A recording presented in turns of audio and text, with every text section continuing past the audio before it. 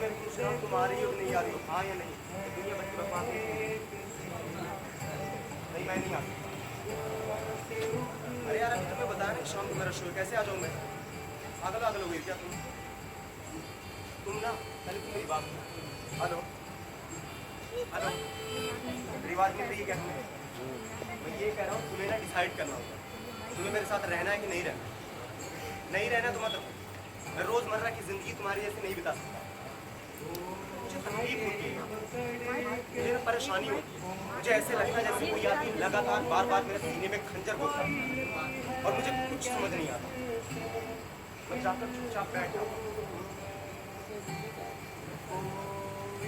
फिर मैं अपनी कलम उठाता हूँ और मैं लिखना शुरू करता हूँ। मैं लगातार एक साथ लिखता हूँ, मैं तब तक लिखता हूँ जब तक मेरे मन की सारी बातें निकल नहीं जाती। मैं बता क्या होता है, मेरी तकलीफ और बढ़ जाती है। ये जो पर्चा मेरे सामने है मैं किसी को दिखा नहीं सकता, मैं किसी को पढ़ा नहीं सकता, क्योंकि मैंने इसमें सच्चाई लिखी। तो इसके लिए मुझे नई नई कहानियाँ करनी, नए नए किरदार बनाने की, क्योंकि सीधी बात नहीं कह सकता ना कि तू गलत है। तुम क्या चाहते, मैं मर जाऊँ और मैं तुम्हारी जैसी जिंदगी नहीं बिता सकता, मैं 10 से 7 की जॉब नहीं कर सकता। कितनी बार समझाऊंगा तुम्हें? नहीं नहीं, मैं फोन काट रहा हूँ, मैं फोन काट रहा हूँ, दोबारा फोन मत करना। भाई बात समझ में तुझे?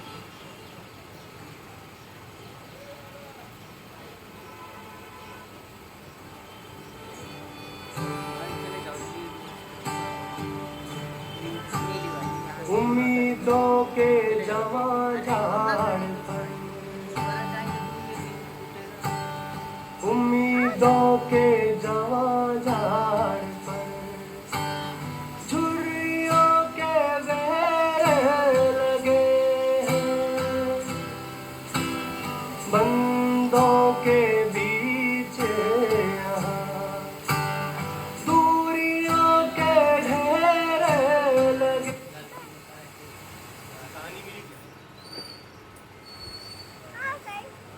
सुनाओ, कि मैं ये नहीं चाहता कि वहाँ पर लेट पहुँचे और देर तक बोलते, बिना ये जाने बिना ये समझे कि लोग अभी सुनना भी चाहते हैं नहीं। तुम्हें एक बात पता है आज का युवा हमसे क्यों बच रहा है? यही प्रॉब्लम है, क्योंकि हम अपनी बात उस पर थोपना चाहते हैं, हम ये समझना ही नहीं चाहते कि वो क्या चाहता है। ये ऐसा देखकर मैं ये चाहता हूँ कि हम टाइम से पहुँचे और टाइम से अपनी बात करें। सुनो, मैं एक किसान की वेदना को देख रहा हूँ, कर्ज ने उसकी कैसी कमर तोड़ रखी है। मैं सोचता हूँ उसका जीवन यापन कैसे चलता होगा, उसके परिवार की स्थिति कैसी होगी। मैं देखता हूँ कि प्रेमचंद का एक चित्र मेरे सामने है, पत्नी के साथ फोटो खिंचा रहे हैं, सिर पर किसी मोटे कपड़े की टोपी, कुर्ता धोती पहने हुए, कनपटी चिपकी हुई, गालों की हड्डियां उभर आई और घनी मूछें चेहरे को भरा भरा बतलाती। पाँव में कैनवास के जूते जिसके बंद बेतरतीब बंधे हुए, लापरवाही से उपयोग करने पर बंद के सिरे की लोहे की पतरी निकल जाती है। तब बंद डालने में परेशानी होती, तब बंद कैसे भी कस लिए जाते। दाहिने पाँव का जूता तो ठीक है, मगर बाएं पैर के जूते में बड़ा सा छेद है, जिसमें से उंगली बाहर निकलती हुई दिख रही है। मेरी दृष्टि जूतों पर अटक गई है। सोचता हूँ फोटो खिंचाने की अगर यह पोशाक है तो पहनने की क्या होगी। कहानी को मैंने 3 साल पहले और आज भी इसका एक एक शब्द मेरे साधने की अलग अलग पोशाकें नहीं, इसमें पोशाकें बदलने का गुण नहीं है, जैसा है वैसा ही फोटो में खींचा। मैं चेहरे की तरफ देखता हूँ। क्या तुम्हें मालूम है मेरे साहित्यिक गुण कि तुम्हारा जूता फट गया और उंगली बाहर दिखती है? क्या तुम्हें इस बात का जरा भी एहसास नहीं, जरा भी लज्जा, संकोच या झिझक? क्या तुम इतना भी नहीं जानते कि धोती को थोड़ा नीचे खींच लेने से उंगली ढक सकती है? मगर फिर भी तुम्हारे चेहरे पर बड़ी बेपरवाही, बड़ा विश्वास। फोटोग्राफर ने जब रेडी प्लीज कहा होगा तो तुमने भी परंपरा के अनुसार मुस्कान लाने की कोशिश की। दर्द के किसी गहरे कुएं के तल में पड़ी मुस्कान को धीरे धीरे खींच के निकाल रहे होंगे कि बीच में ही क्लिक करके फोटोग्राफर ने थैंक यू कह दिया होगा। विचित्र है ये बुरी मुस्कान। ये मुस्कान नहीं, इसमें व्यंग, उपहास। ये कैसा आदमी है जो खुद तो फटे जूते पहने फोटो खिंचा रहा है पर किसी पर हंस भी रहा है? भाई फोटो ही खिंचाना था तो ठीक जूते पहन लेते या ना खिंचाते। आप बताओ, फोटो ना खिंचाने से कुछ बिगड़ता था क्या? शायद पत्नी का आग्रह रहा और तुम अच्छा चलो भी कहकर बैठ गए हो। मगर ये बड़ी ट्रेजेडी है कि आदमी के पास फोटो खिंचाने के लिए भी जूते नहीं। मैं तुम्हारी फोटो को देखते देखते तुम्हारे कलेश को अपने भीतर महसूस करके जैसे रो पड़ना चाहता हूँ, मगर तुम्हारी आंखों का तीखा दर्द भरा व्यंग मुझे एकदम रोक देता है।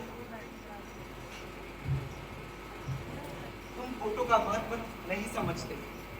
समझते होते तो फोटो खिंचाने के लिए जूते किसी से मांग लेते। लोग मांगे की कोट से वर दिखाई करते हैं और मांगे की मोटर से बारात निकालते हैं। फोटो खिंचाने के लिए बीवी तक मांग ली जाती है और तुमसे एक जूता तक नहीं मांगते बना। भाई परफ्यूम कहाँ है? देखना वही है डेस्टिनी। अरे डेस्टिनी से देख, नहीं गई। तुम फोटो का महत्व नहीं जानते। लोग इत्र चुपड़कर फोटो खिंचाते हैं ताकि फोटो में खुशबू आ जाए। गंदे से गंदे आदमी की फोटो में भी मुस्कान आ जाती है।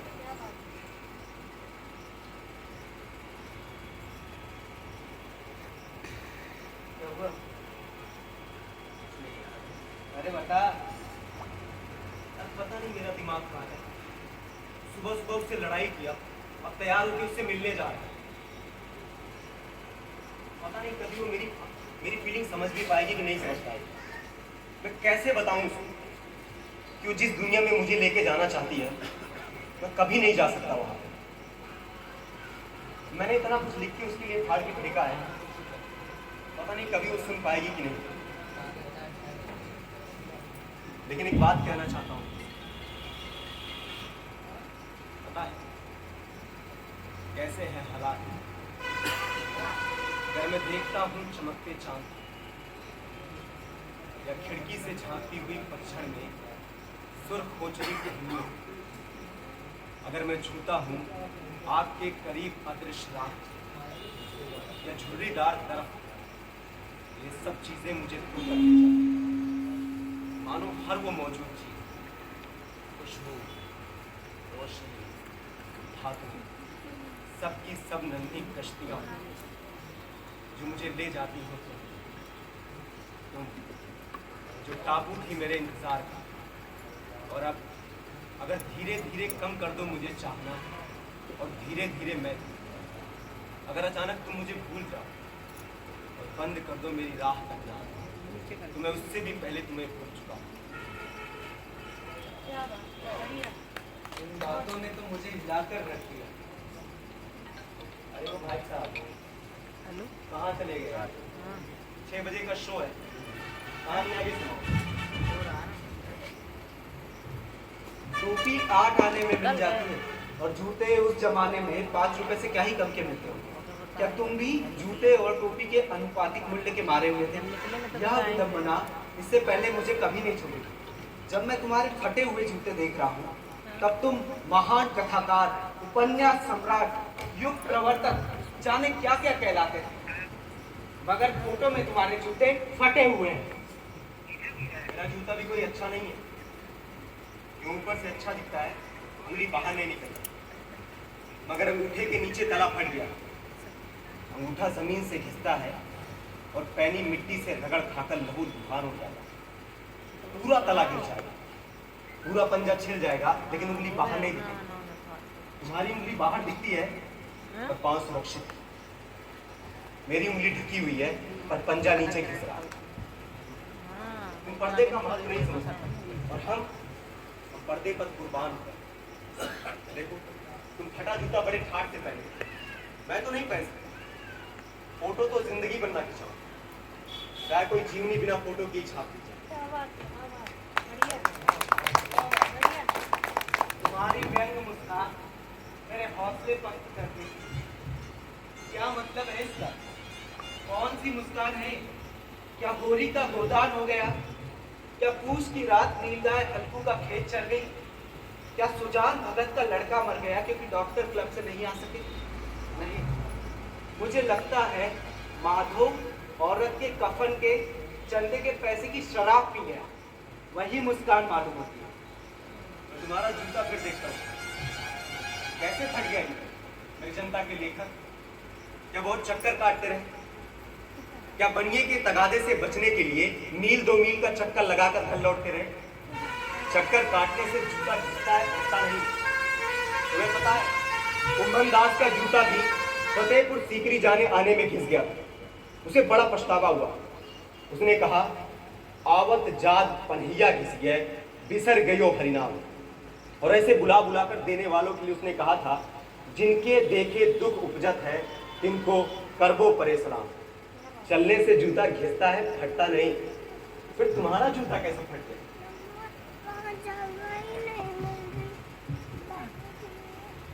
भाई साउंड दे दो, साउंड चल नहीं रहा। साउंड दे दो, साउंड चल नहीं रहा। ब्लूटूथ नहीं चल रहा। थोड़ा तेज कर दो। जिनके पैर हमेशा मिट्टी से सने रहते हैं, जिनके पैर हमेशा मिट्टी से सने रहते हैं, उन पेड़ों के ही साए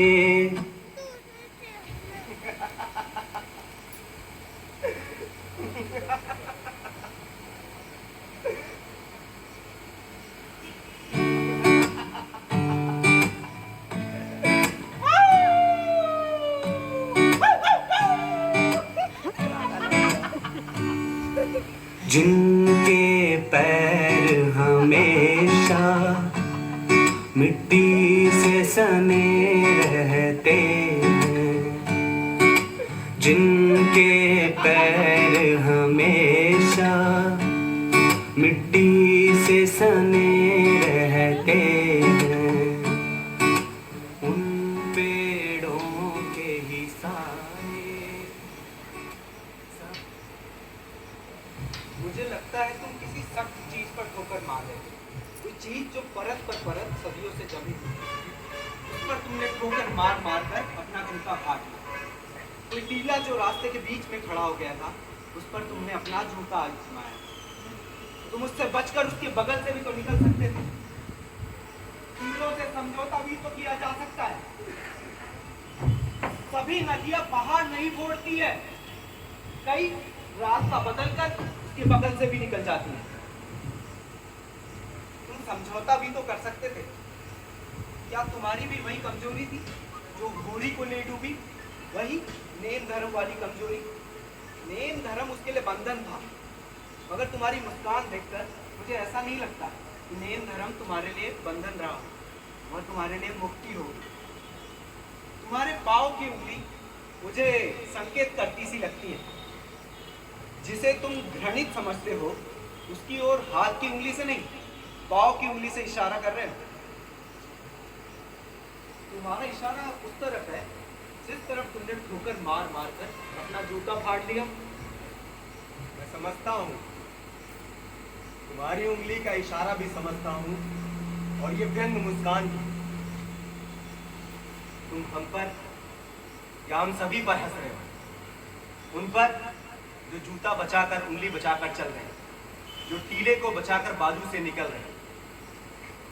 तुम कह रहे हो, मैंने तो ठोकर मार मार कर जूता फाड़ लिया और उंगली बची रही और मैं चलता रहा। मगर तुम क्या करोगे? हाँ?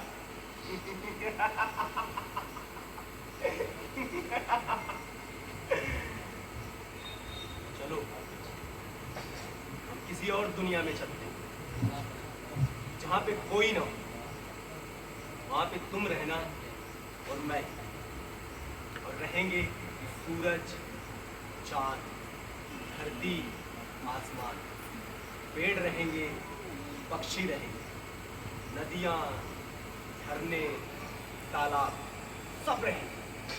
अगर कोई नहीं होगा तो वो होगा इंसान, क्योंकि मुझे इंसानों से तकलीफ है, मुझे परेशानी है इंसान। आज मैं तुम्हारे लिए फिर कुछ लिख रहा हूँ। मुझे पता है ये बात तुम तक नहीं पहुंचेगी, लेकिन मेरा काम है, मैं फिर से लिख रहा हूँ। मैं इंतजार करता रहा और तुम नहीं आई। मैं इंतजार करता रहा और तुम नहीं आई। क्या पता अब मौत भी आई।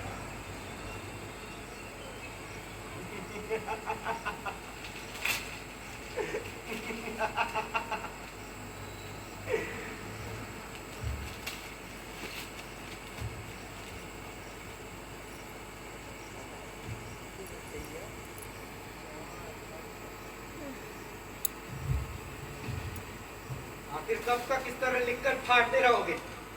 जब तक मुझे सुकून नहीं मिल जाता। आखिर तुम्हें सुकून कब मिलेगा? जब समाज की बुराइयां खत्म हो जाएंगी। तुम्हें क्या लगता है समाज की बुराइयां खत्म होगी? इसीलिए तो लिख रहा हूँ। तुम्हारे जैसे बहुत आए और बहुत गए। आगे भी बहुत आएंगे और बहुत जाएंगे, लेकिन लिखना नहीं बंद होगा। तकलीफ होती होगी ना? हाँ, लेकिन मुझसे ज्यादा तो तुझे हो रही है ना, क्योंकि उस समाज में तो तू जी रहा है। तुम्हारी यही घुट घुट कर। और तू भी जी वही घुट घुट कर। देख मैं जा रहा हूँ और लौट कर कभी वापस नहीं आऊंगा। हाँ तो जा ना, जा। डरा किसे रहा है? लेकिन जाने से पहले एक बात याद रहा। नेरूदा ने एक बात कही कि पेड़ ने कभी नहीं कहा कि मैं सबसे ऊंचा हूं, और जड़ ने कभी नहीं कहा कि मैं बेहद गहराई से आई हूं। रूटी कभी नहीं बोली कि क्या है दुनिया में मुझसे, लेकिन मैं दंड की मांग करता हूं अपने उन शहीदों के नाम पर, जिनके नाम पर इस खून को रक्त प्लावित कर दिया, जिनके निर्देश पर यह अन्याय हुआ, यह खून हुआ। जो इन शवों पर खड़े होने की हिम्मत रखता है, उसके लिए मेरी मांग है, उसे दंड दो, उसे सजा दो। बताओ, दिला सकते हो उसको सजा? हाँ, दिला सकते हो? अगर दिला सकते हो तो मैं लिखना बंद कर दूंगा, लेकिन नहीं, तुम नहीं दिला सकते। इसीलिए मुझे कलम उठानी पड़ती है, क्योंकि हथियार नहीं उठा सकता ना, नहीं तो उन हैवानों में और मुझ में क्या फर्क रह जाएगा? तुम्हें इस कैद खाने में कुछ भी नहीं मिलेगा। मिलेगी तो ये कलम, ये किताबें और अकेला मैं, जो तुम्हारे समाज को बर्दाश्त नहीं। इसलिए जाओ, तुम भी अपना काम करो और मुझे भी अपना काम करने दो। तुम इस तरीके की भड़काऊ बातें लिखते थे, इसलिए इस जेल में सड़ रहे हो।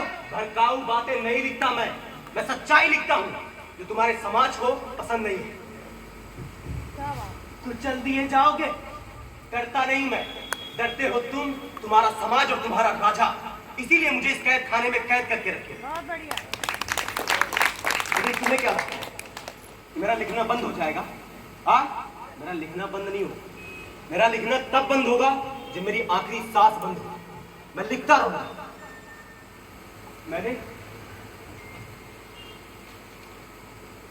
मैंने हर चीज के लिए लिखा।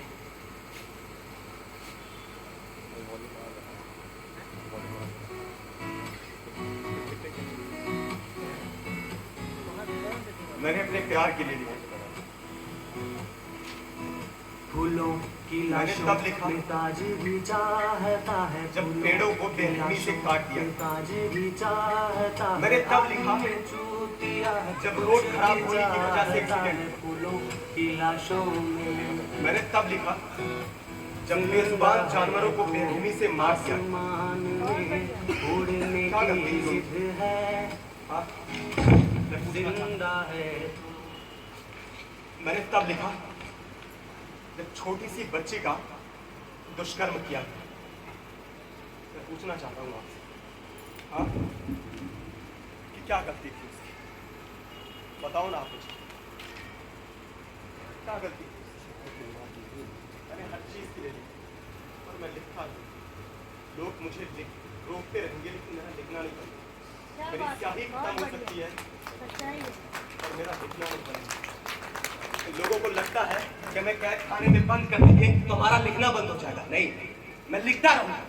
मैं अपनी आखिरी सांस तक लिखता रहूंगा, चाहे मैं मर जाऊं। और इन्हें ये लगता है कि मेरी लिखी हुई बातें इस कैद खाने में कैद रहेंगी, बाहर नहीं पहुंचेंगी। लेकिन नहीं, टाइम लगेगा, चाहे 10 साल, 20 साल, 25 साल लग जाए, लेकिन मेरी लिखी हुई एक एक बात लोगों तक पहुंचेगी। मैं लिखूंगा, मैं लिखता रहूंगा। तुम मुझे मार सकते हो लेकिन मेरी कलम को नहीं। मैं सबके लिए लिखा, मैं लिखता रहूंगा। मारो मुझे, कैद कर लो मुझे, मेरे, तुम मुझे कैद कर सकते हो, मेरे ख्वाबों और मेरे थॉट्स को नहीं। मैं लिखता रहूंगा, मैं लिखता। बहुत बढ़िया।